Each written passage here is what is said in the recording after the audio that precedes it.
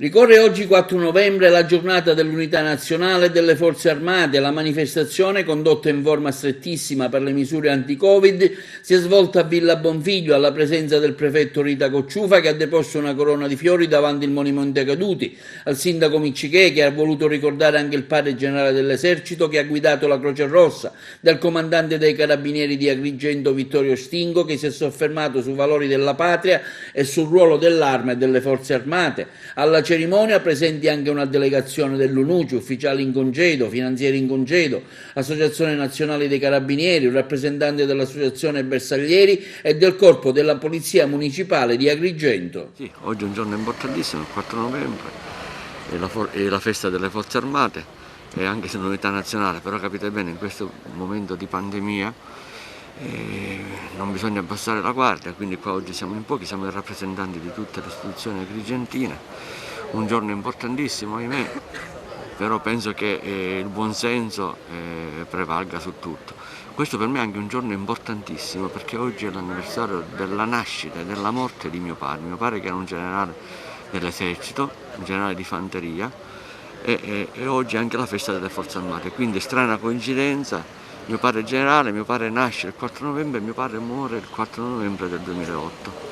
Quindi per me è un giorno particolare, mi sento veramente commosso, emozionato, perché non credevo che proprio io potessi commemorare questo giorno e nello stesso tempo ricordare papà mio.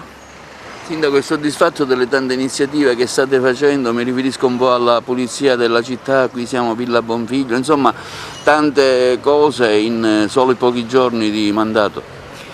Sì, sto cercando di riunire tutte le forze, ho riunito i miei assessori, stiamo lavorando in squadra, li sto spronando tutti e non nascondo che quasi quasi fanno a gara per chi lavora di più. Sono veramente contento di quello che sto ottenendo, anche se ancora sono pochissimi giorni, per quello che abbiamo trovato, per le difficoltà economiche di un comune, quindi non lo nascondo, però vediamo come risolvere piano piano tutte le situazioni critiche e venire incontro alle esigenze dei miei concittadini.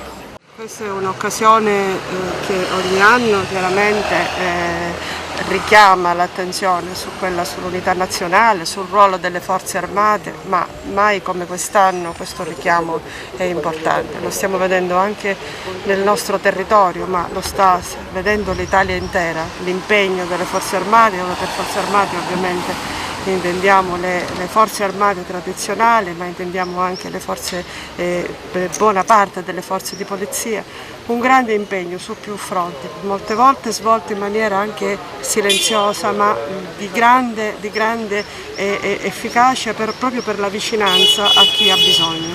Lo slogan scelto Io ci credo, ricordiamo che oggi è anche la giornata dell'Unità d'Italia.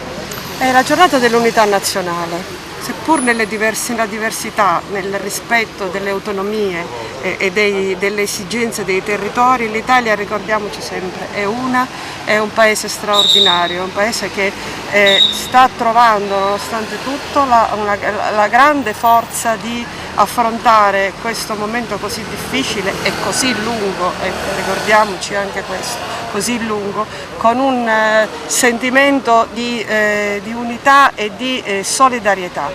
Ripeto, seppure nella diversità, seppure nei diversi livelli di governo che, come è giusto che sia e come tra l'altro prevede la nostra Costituzione, meritano tutti il rispetto del ruolo. Unità nazionale e festa delle Forze Armate per evidenziare ancora di più quel legame indissolubile che lega la nostra nazione alle sue Forze Armate, in guerra e in pace. Oggi rammentiamo, ricordiamo, commemoriamo i defunti di ieri, ma anche i defunti di oggi, i defunti coloro i quali hanno immolato per spirito di servizio la propria vita a difesa di questa grande nazione, senza retorica di vincitori o di vinti, ma soltanto per ricordare che questo è un grande paese.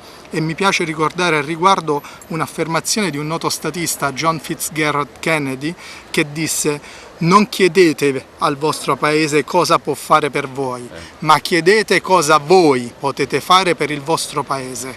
Viva l'Italia, viva le Forze Armate, viva le Forze di Polizia, viva l'Arma dei Carabinieri!